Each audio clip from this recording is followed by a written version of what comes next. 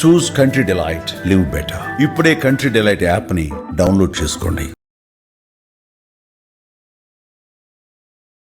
నమస్కారం, మీరు చూస్తుంది సుమన్ టీవీ. నేను మీ కీర్తి. వారాహి నవరాత్రుల్లో భాగంగా 5వ రోజు అమ్మవారి అలంకరణ గురించి, విశిష్టత గురించి, ఎలాంటి నైవేద్యం అమ్మవారికి సమర్పించాలి, పూజా విధానం ఎలా ఉండాలి తెలియజేయడానికి ప్రముఖ ఆస్ట్రాలజర్ బ్రహ్మశ్రీ నందివట్ల శ్రీహరి శర్మ గురుగారు ఉన్నారు. నమస్తే గురుగారు. వాగర్థావివ సంపృక్తౌ వాగర్థ ప్రతిపత్తయే జగతః పితరౌ వందే పార్వతీ పరమేశ్వరౌ.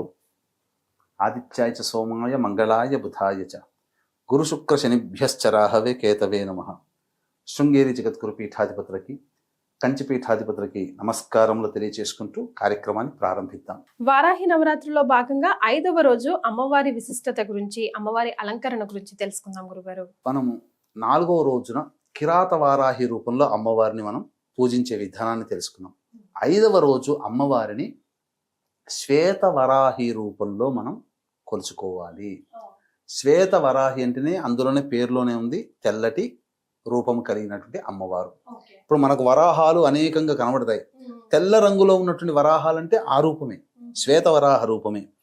ఈ అమ్మవారు వారాహి అమ్మవారి యొక్క అవతారాల్లో విశిష్టమైనటువంటి అమ్మవారట. ప్రధానంగా ఈ అమ్మవారు నీటిలో తేలియాడే ధైర్యంగా ఉండే యువరాణి అట. అంటే యువరాణి అంటే ఏంటి? యవ్వనంతో, మంచి యవ్వనంతో ఉండి అనేక పటుత్వము, శక్తులు కలిగినటువంటిది, ఏదైనా సాధించగలము అనేటువంటి భావంతో ఉండేటువంటి మనిషి యవ్వనంలో ఉంటాడు. అంటే 21 ఏళ్ల నుంచి 45-50 ఏళ్ల వరకు కూడా యవ్వనవంతుడే. ఆ సమయంలోనే అన్ని రకాల పనులు చేస్తాడు. ఇలాంటి నీటిలో తేలియాడే యవ్వనమైనటువంటి రూపాన్ని కలిగినటువంటిది. ప్రధానంగా ఈ అమ్మవారిని గనక పూజించినటువంటి వాళ్ళకి చక్కటి సత్సంతానం కలుగుతుంది. మనకు అష్టలక్ష్ములలో సంతాన లక్ష్మి కూడా ఉంది కదా. లక్ష్మి యొక్క మరొక అవతారమే వారాహి అమ్మవారు కదా. అందులో సంతానాన్ని ప్రసాదించే వారాహి అమ్మవారు ఈ శ్వేత వరాహి అమ్మవారు. ఇక తరువాత ఈ అమ్మవారు ఎవరు అంటే రాముని చేత శిలగా మారబడినటువంటి వైశ్రవుని యొక్క కుమార్తె అని కూడా మనకు పురాణాల్లో చెప్పబడి ఉంది. ప్రధానంగా ఈ అమ్మవారి యొక్క విశిష్టత ఏంటనంటే సృష్టి స్థితి లయకారకాలలో లయకారకుడు పరమేశ్వరుడు. అంటే శివుడు ఏ పని చేసినా ఈ అమ్మవారు యాక్సెప్టెన్స్ ఇచ్చేస్తుందట, ఆమోదయోగ్యాన్ని తెలుపుతుంది. నువ్వు చేసే ప్రతి పని కరెక్టే నాయనా, నీకు ఆమోదయోగ్యం అని ఈ అమ్మవారు ప్రింట్ వేస్తుంది. ఇది ఈ అమ్మవారి యొక్క విశిష్టత. ఈ అమ్మవారిని పూజించడం ద్వారా, ఈ అమ్మవారికి సంబంధించినటువంటి హోమం చేయడం ద్వారా శారీరక మానసికంగా పుష్టి, స్థిరత్వం కలుగుతుంది. మానసికమైనటువంటి దుర్బలత్వంతో ఉన్నటువంటి వాళ్ళు, డెసిషన్ మేకింగ్ ఇప్పుడు మాట్లాడి వెంబడే నిమిషానికి మార్చుకునే వాళ్ళు, చంచలమైనటువంటి మనస్తత్వం ఉన్నవాళ్ళు, మానసికంగా ఎదుగుదల లేనటువంటి వాళ్ళు ఈ అమ్మవారిని పూజించడం ద్వారా ఆ సమస్యలన్నీ కూడా పోతాయి. అంతేకాకుండా ఈ అమ్మవారిని పూజించడం ద్వారా, ఈ శ్వేత వరాహి అమ్మవారిని పూజించడం ద్వారా కలిగేటువంటి గొప్ప అనుభూతి ఏంటంటే, గొప్ప ప్రయోజనం ఏమిటంటే కర్మదోషాలని తొలగిస్తుంది. అంటే గత జన్మ కర్మదోషాలు, ఈ జన్మల్లో మనకు తెలిసి తెలియక చేసినటువంటి కర్మదోషాలు, సంచిత పురాకృత ప్రారంధ కర్మదోషాలు, దృఢ అదృఢ కర్మదోషాలు, ఇవన్నీ కూడా రూపుమాపే శక్తి కలిగినటువంటి అమ్మవారు ఈ శ్వేతవారాహి అమ్మవారు. ఈ అమ్మవారిని పూజించడం ద్వారా కీర్తిని ప్రసాదించగలుగుతుందంట, కీర్తిని పొందగలుగుతాం. అంటే ఏంటి దీని అర్థము? మనం ఎంత పని చేసినా మన ప్రయత్నానికి తగ్గ పేరు రావట్లేదు. సొమ్ము ఒకటిది సోకొకటిది అన్నట్టుగా మనం ప్రయత్నం చేస్తే అది వేరే వాళ్ళకి చెందుతుంది. ఇప్పుడు ఒక సాఫ్ట్వేర్ వాళ్ళు ఒక ప్రాజెక్ట్లో జాయిన్ అవుతారమ్మా, కొంతమంది టీమ్గా 75-80% కంప్లీట్ చేస్తారు. 20% అయితే మనం కంప్లీట్ చేసామనేటువంటిది రాకుండా ఆ 20% వరకు ఎవరో ఒక 2-3 వెళ్ళిపోయి వేరే వాళ్ళని చేర్చుకున్నారనుకోండి, ఆ కంప్లీషన్ అయిపోయిన తర్వాత ఆ క్రెడిట్ ఇద్దరికి వస్తుంది, 20% పని చేసిన వాడికి వస్తుంది. అదే కదా, అలా అనమాట. అటువంటిది కాకుండా మనం చేసిన పనికి సంపూర్ణమైనటువంటి ఫలితాన్ని ఈ అమ్మవారిని పూజించడం ద్వారా మనకు కలుగుతుంది. కాబట్టి ఈ అమ్మవారిని ఈ విధంగా పూజ చేసుకోవాలి 5వ రోజున.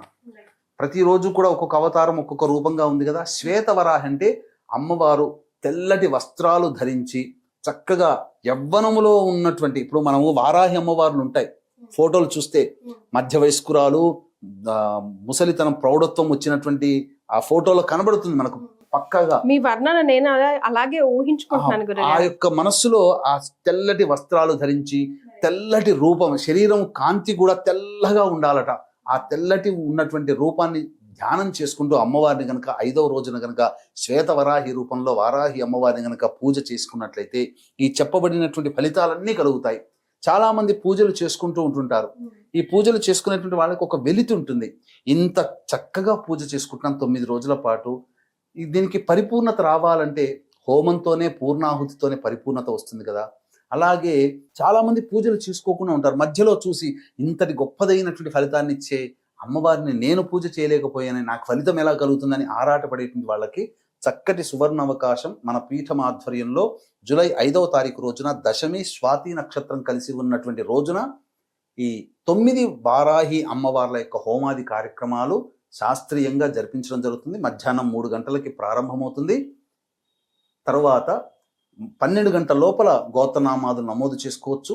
చక్కగా ఈ కార్యక్రమంలో పాల్గొన్నటువంటి వాళ్ళకి శక్తిపాతము చేయబడినటువంటి శంకరుంగలి మాలని మీకు అందివ్వడం జరుగుతుంది. గురుగారు, మరి అమ్మవారికి ఏ నైవేద్యం 5వ రోజు సమర్పించాలంటారు? ఇక్కడ అమ్మవారికి అన్నము పెసరపప్పు కలిపినటువంటి వాటితో అన్నాన్ని తయారు చేయాలి. పొంగల్లా? బియ్యము పెసరపప్పుతో చేసినటువంటి అన్నాన్ని నైవేద్యము మరియు దద్దోజనం కూడా నైవేద్యంగా పెట్టాలమ్మా. రైట్ గురుగారు. ఇంకొక విశేషం కూడా ఉందమ్మా. ప్రత్యేకమైన విశేషం ఏంటంటే ఈ వారాహి నవరాత్రులు ప్రారంభమయ్యేది ఆరుద్ర నక్షత్రం. 10వ తేదీ అనగా శుక్రవారం నాడు అమ్మవారి ఉద్వాసన చెయ్యకూడదు కాబట్టి శనివారం నాడు దశమి తిథి రోజున ఉద్వాసన చెయ్యాలి. కానీ ఆ శనివారం దశమి తిథి రోజున ఉన్నది కూడా స్వాతి నక్షత్రం. అంటే ప్రారంభించే రోజు, సమాప్తమయ్యే రోజు రెండూ కూడా రాహు నక్షత్రాలే. ఈ వారాహి అమ్మవారి రూపం కూడా రాహుస్వరూపం. ఎందుకంటే సగం వరకు దేహమే మానవ రూపం, మిగతాదంతా మరి ఒక రూపం. రాహు కూడా మొండె రూపం వరకే రాహు, తలకాయ రాహుది కాదు. కాబట్టి ఈ రాహు నక్షత్రంలో ప్రారంభమై రాహు నక్షత్రంలో నవరాత్రులు సమాప్తమవుతున్నాయి. కాబట్టి ఎవరైనా ఈ వారాహి అమ్మవారిని చేసుకుంటే ఖచ్చితంగా ఈ సంవత్సరం అంటే 2025 చెడు కాలం చూస్తున్నాం. ప్రపంచమంతా హాహాకారాలు చేస్తున్న యుద్ధాల వాతావరణం, ఆస్తి నష్టం, జన నష్టం జరుగుతుంది, ప్రకృతి విపత్తులు వస్తున్నాయి. అటువంటి సమయంలో ఈ అమ్మవారిని ఆరాధన చేయడం ద్వారా మనం రక్షింపబడతాము. దైవానుగ్రహం మనకు కలుగుతుంది, మనకు మన కుటుంబానికి కలుగుతుంది. ఇటువంటి అద్భుతమైనటువంటి కలయికలు కలిగినటువంటి రోజు కాబట్టి చక్కగా ఆచరించండి, తరించండి. చాలా సంతోషం గురుగారు. కులంకుశంగా ప్రతి ఒక్కటి కూడా వారాహి అమ్మవారికి సంబంధించి వివరించారు. ధన్యవాదాలు. సర్వం శ్రీ ఉమామహేశ్వర పరబ్రహ్మార్పణమస్తు.